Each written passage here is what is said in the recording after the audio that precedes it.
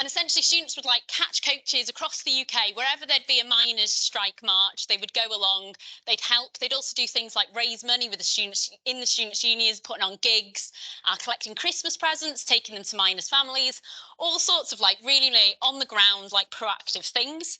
And there was a lot of like kind of camaraderie between students' unions and miners because this went on for years and years. What am I saying? I can't read. So what's really interesting about this is after these miners' strikes kind of ended, because students' unions across the UK had such an impact in helping the miners, the government at the time basically made a law change that meant that students' unions couldn't raise money for like miners' strikes and other charities anymore. So the students had such an impact, the government went, oh shit, they can actually make a real difference and go against us here, and that's actually really scary.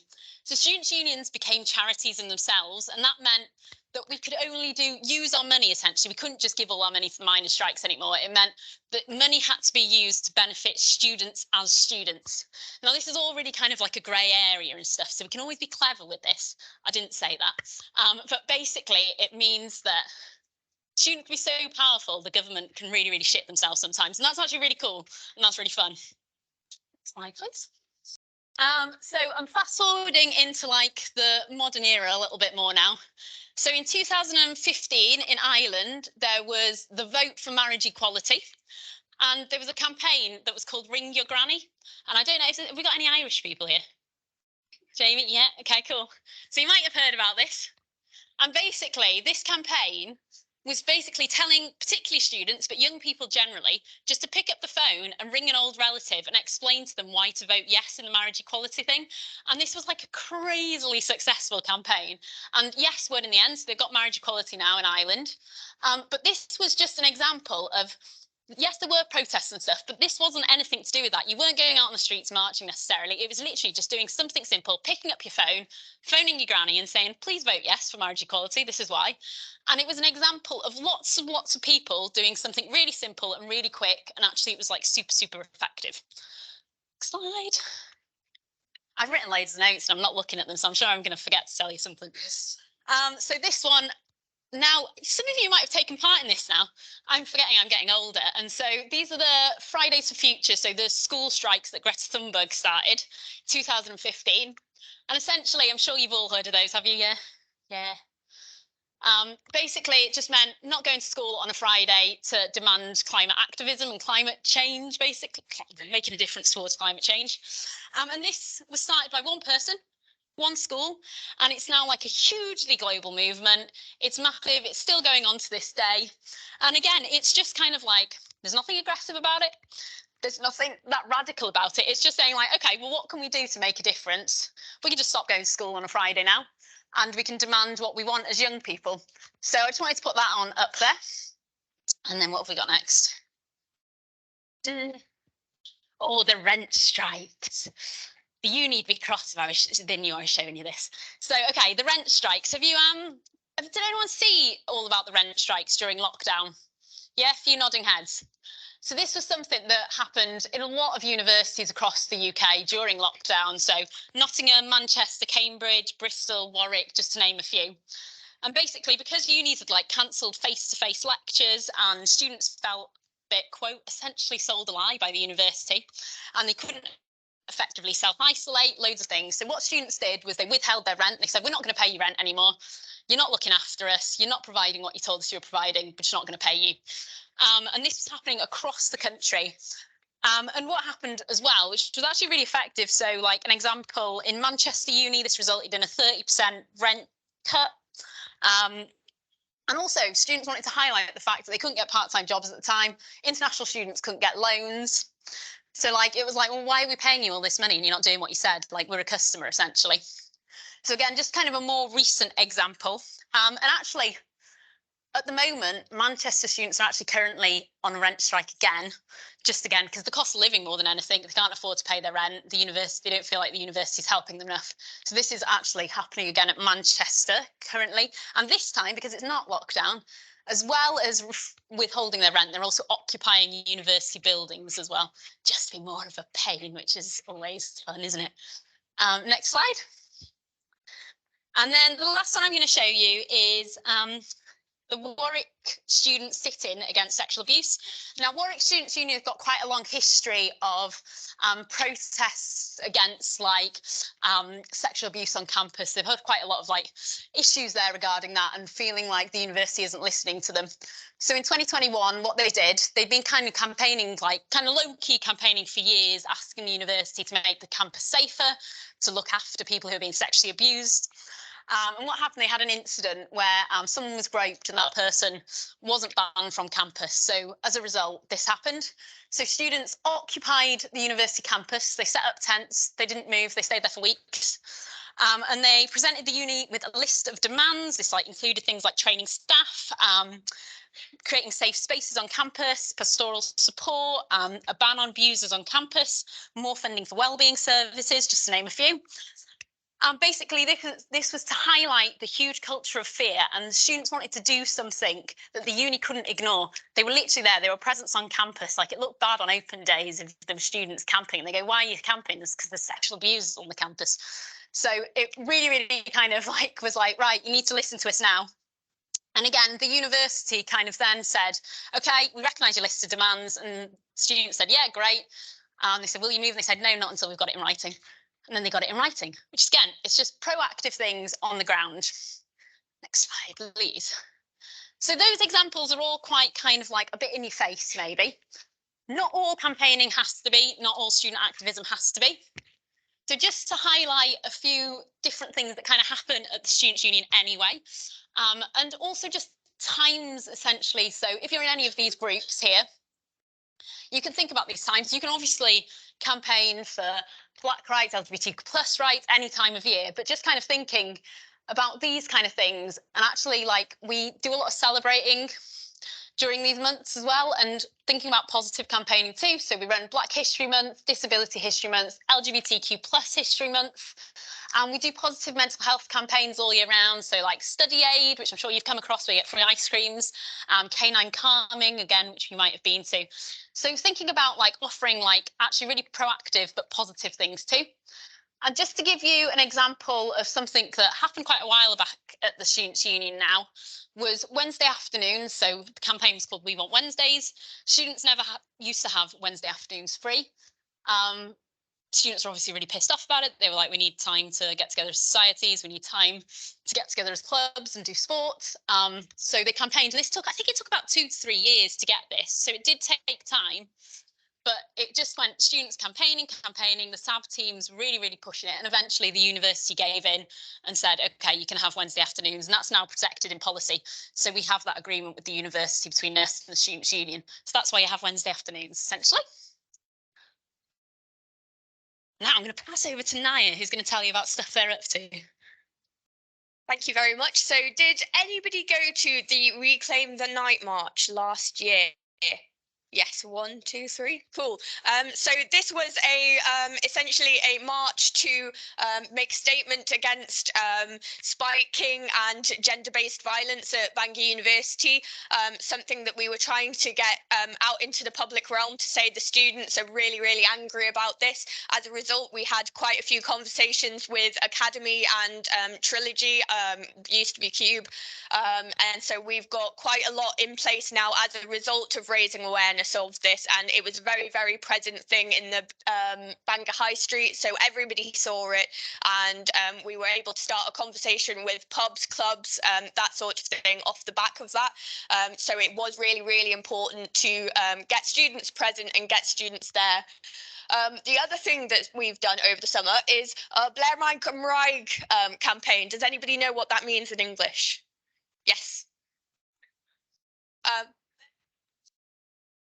Blair My Gymraeg, it means where's the Welsh? So the National Union of Students say they were the first organisation in the entirety of the UK on a national level to have a bilingual policy. However, we saw nothing from them in Welsh. So we went to the training by NUS, the National Union of Students, over the summer, and we went to their conferences last year. And essentially, we did a craftism protest, which we painted shirts, painted signs. We didn't march or shout in these sessions. We just were very physically present and very visibly present. So as a result of that, we got to chat to the NUS leadership and said, this is why we're annoyed, this is why we're protesting about it. And as a result, they've reinstated the bilingual policy and ensured that all students, whether they be English, Welsh, bilingual, non-bilingual, will get resources both in Welsh and English. So two forms of peaceful protesting that really, really worked and made a difference over the summer. Next slide, please. So some of our active campaigns for this year are more money for NHS students. Sam's leading this campaign. We believe that the doctors, nurses training at Bangor University don't get enough money to be able to train as doctors and nurses, and we have a lot of dropouts as a result of this. So we're trying to support them and ensure that they get more money from the Welsh Government and the NHS to be able to do what they do. On the back of that, free transport for students campaign, you know, in Scotland, they get a bus pass for free transport via bus for students. I'm currently starting a campaign to lobby the Welsh Government for the same for students in Wales. So hopefully getting all students a free bus pass, which would be a big win for students. So that'll be coming out as a letter to an MP and a petition to Senate in the next couple of weeks. So please look out for that. And then register to vote campaign. We're doing a campaign to register to vote because that's super important that students get a voice. To put it into context, the voting gap is 2,000 votes, which is less students than the whole of Bangor University. So you guys really can affect change, and you have the power to essentially change who our MP is at the minute. So please do vote. It's super important, and register to vote as well. You can't on the day, so make sure you do beforehand. 24-hour library opening hours. Can I get a raise of hands who thinks this is a good idea? Literally everybody in the room. There we go. So the university hasn't been listening to this campaign over the last year, and it's something that I really want to get traction on. Yes.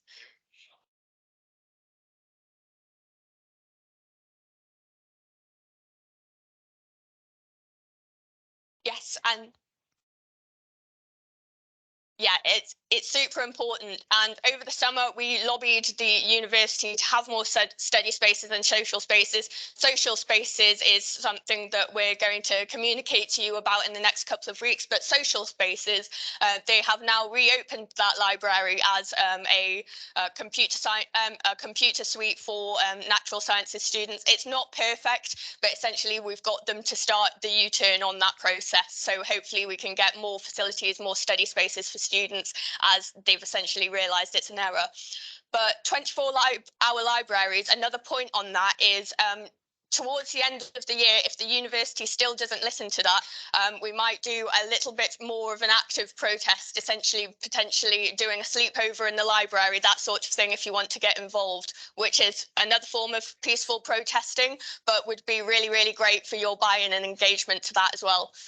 And then finally, more study spaces, as we've just spoken about. The closure of the Daniel Library, normal site library, really affected students and was a really bad decision by the university. Essentially, we're trying to get as big of a U-turn on that as possible, and more study spaces and social spaces for students. So if you want to get involved in any of those campaigns, please let us know. Please email the Students' Union, talk to myself either on social media, in person, or via email again. It would be really good to see you participate in that. Yes.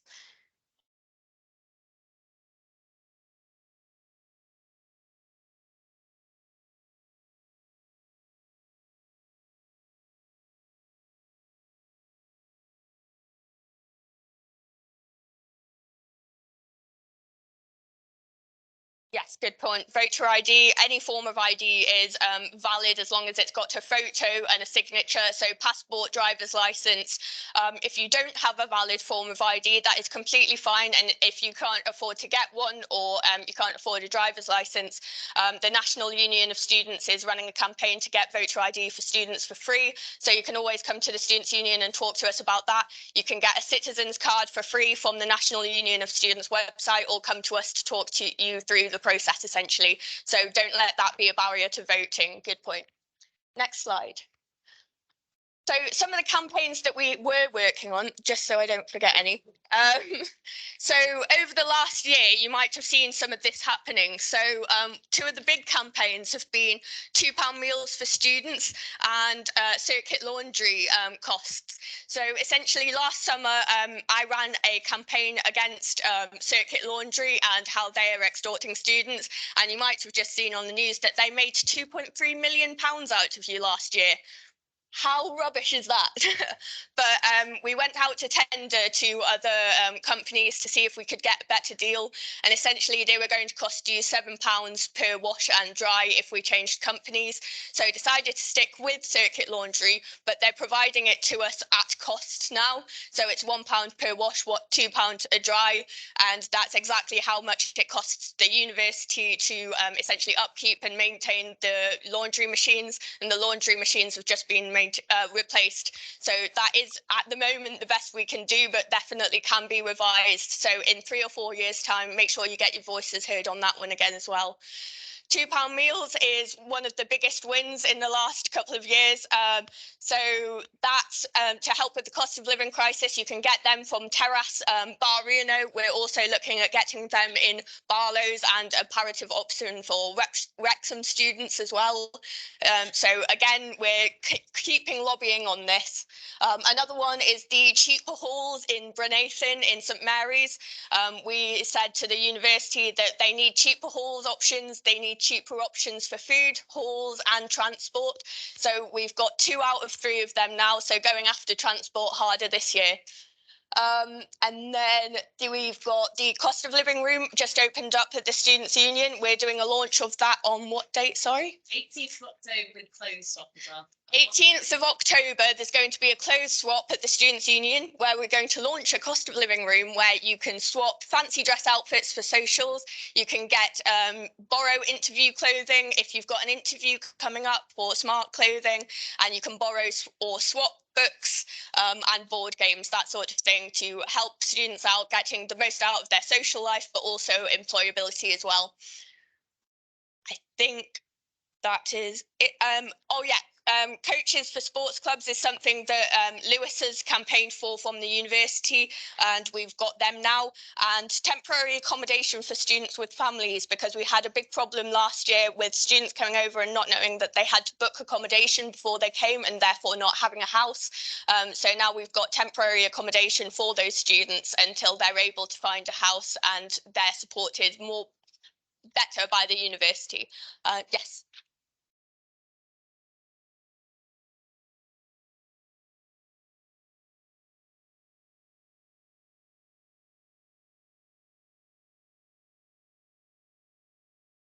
I believe so, but I will ask for you if that's all right. I'm not entirely sure. I don't live on halls, but I can get back to you on that. Yeah. Room of requirements in the Students' Union. 4th floor. Just 1 floor below. Cool. Thank you, Naya. Okay, so just to sum up the campaigning bit before I whiz through a couple of last slides. Essentially, there's examples there of kind of national campaigns, different things students have done, but also the stuff that the SABs have done. And basically, if you want to get involved with any of the campaigns that the SABs are running, that's really, really great. Come chat to us. But if you've got any ideas in your head for things that you might want to do, you might want to start and get involved with, please do come and chat to either me or Neve, who's there. I'll give you our details in a second, and we can support you in getting something up and running, essentially. And just to kind of highlight the different things that campaigning can look like, it doesn't always have to be big and in your face. You don't have to make a big fuss. You can if you want, as long as it's legal. But you don't have to. So we've got protests, it can be sending letters, it can be just working on projects. Like, for example, we have a period poverty project that gives out free menstrual products to students who need them. So things like that, something really positive. It can just be something as small as talking to people, like that Ask Your Granny campaign. It can just be chatting to people, in the community, on campus or online.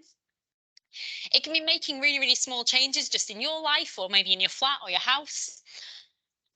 It can also be like craftivism. So if you're someone who's quite creative, you want to make things, great. And just thinking at the moment, like I think we can all agree that we're in quite a weird time in terms of the world, aren't we? Politics, the world, uni, everything. So, like, you know, lots and lots is going on. Just in the UK, I guess there's been kind of lots of stuff around trans rights recently, immigration policies, the cost of living, loads of things. And basically what I'm saying, I think as we kind of worked out at the beginning, there's enough to get cross about, there's enough to be pissed off about. And sometimes I think if you make a big or small step into kind of making a change or making a difference or feeling like you can do something to help make that better, it kind of makes you feel better sometimes, or it certainly does make me feel better. And it only takes one student to start a movement. So even if you think, okay, do you know what, this is an issue that I really care about, and you know, maybe other people around me care about it, but maybe not as much as me, don't let that stop you. It takes one person to start a movement. And what we can do here at the Students' Union is support you in getting that up and running and getting that support. And we've got something called networks now, which I'll tell you about in a second as well, which hopefully makes this easier for you as well. Yes, cool. So basically as well, just think about what you wrote down earlier on. And you go back a slide for me, please. Thank you. Think about what you wrote down earlier on and just think about this list now and think about, is there anything that you can do on that list or just in your head to make a small change about making that better? Whether that's men, whether that's, can't remember what the other things were. Freddo prices. I'd love someone to start a petition about Freddo prices. Please do. Anything that you can think about, please have a think about, right, okay, what can I do, big or small, that will make a difference? Men, why am I pissed off about men? What is it in particular? So hopefully it's not just, you know, as a whole. Cheese, why do I want cheap cheese? How can I get cheap cheese? Think about what you can do to make something that you're cross about better. And if we can help you with that, that's great. Go on, next slide then, Neve. So one really, really easy thing that you can do, low effort, is we have this section on the Undeb Bangor website, which is basically a section where you can submit an idea or a petition. That can be about something national, that could be about something that's happening in the uni, it could be about 24-hour libraries, for example. And if this kind of gets submitted, basically, people can vote on it or people can sign the petition, you just need to share it around. And this will then come to our student forum, and if it passes, it gets discussed, it gets debated, but also Undeb Bangor then work on that as a policy. Also, it's just a good place to put down your ideas, so I can keep an eye on this. And if I see something and I go, hey, that's quite a good idea about a campaign, I'll get you in for a chat and we can see how we can work together on it. Next slide. Just quickly on the last petitions and ideas page, you can find that under the student voice section on the big orange button at the bottom. And on that, last year we had a student email me about being upset about the cost of graduation tickets. So I then told them this is a really, really valid concern and one that I think a lot of students also feel, and we were struggling to get the university to listen to us on it. So that student then went on to create a petition on the website that then got signed by over 200 students in a week, and to say the least, the university got scared witless. So they then had an emergency meeting the next morning with me, the university executive, to discuss abolishing the graduation costs, and that got done within a week. So these petitions really, really do work. Put down your ideas, big or small, on their national or institutional level, because it really, really does help us lobby the university, and it makes a difference to see how big of a scale problem it is. Cool. And then, so I'm going to quickly, briefly, I know Naya mentioned networks earlier. So essentially, it's just a place where students with a similar kind of trait or passion can get together, and they can campaign, they can socialise, and they can run projects, essentially. And basically, we can fund and support you to do that. Next slide, please. These are the list of the networks that we have. I won't keep them up for very long. I have flyers, so if you want to grab one on your way out, I'll put them over there. Help yourself. And then we go to the next slide. What we're also looking for is network leaders. So there are 15 network leader positions. So if any of those networks kind of go, do you know what, that's something that I'm kind of really keen to get involved with. And even not, we have one student champion leader as well, which essentially gets the same kind of bursary system, but is not part of a network. You can basically, it's just if you've got other ideas as a student, whatever you want to do, run campaigns. But you get paid £150 per semester. So that's £300. And that is literally to arrange a network meeting and work on a project or campaign. It can be a few small ones, or it can be one that's going to last you all year round. And that's it, essentially. So if you're someone who maybe is involved in a society and doing a lot of work kind of to that degree anyway, get paid for it. So if you want to apply for this, oh, the QR code's gone. It's on the flyer anyway, so I'll pick up a flyer, but you just go to indebanger.com/nominate and it'll take you there. So if you want to go for a network leader position, that's how you do that. If you want to just join a network generally, just go to where you join the societies and you do it in exactly the same way. There's a tab that says networks and join up. We'll also try and give you training opportunities that are relevant to that network as well, that are completely optional, but if you want them, you can do. And you get here points and all the rest of it. Next slide. Just to say, our student forum meeting will be on the 22nd of November. So the network leaders will be there, but any students open to come. So if you're cross about something and you want to talk about it, come there, we can debate, we can chat, we can shout about things. We can potentially get movements going, campaigns going. I won't say any more on that because I know we're limited for time. Next slide. And the last one is just to let you know that the SAB elections will be coming up in the winter. So nominations open on the 11th of December. And if you're someone who's quite proactive, you want to basically do Naya's job. Essentially, you get to work in the Students' Union full-time for a year. You're paid to do that. And you basically get elected in on your manifesto points. And then you come in with a manifesto. And then there's a whole team of staff who support you in achieving those things, hopefully. And it's like really, really good in terms of experience. Like loads of SABs go on to do things like civil service or generally lots of different things. So if you want kind of a job opportunity for a year, that's what that is. So just keep your eyes open around December time, January time for that kind of stuff. If you want any more information or support on this as well, Tash and I are really, really happy to talk to you about what the process looks like. And having done it twice before, I can give you a bit of an insight about what campaigning looks like, or what writing a manifesto might look like for you as well. So please reach out if you want to do that. And then that's it. It's all right, you can come in, I'm finished now. That's it. This is mine and Neve's contact details. If you want to chat to us about anything, any campaigns, anything you're cross about, please do drop us an email. We work from home sometimes, but in the office, but there's always someone around in the office. So pop in if you want, if you prefer an in-person conversation. And that's it. Thank you very much. Thank you for joining in with your rants. I enjoyed hearing them. And have a nice next talk.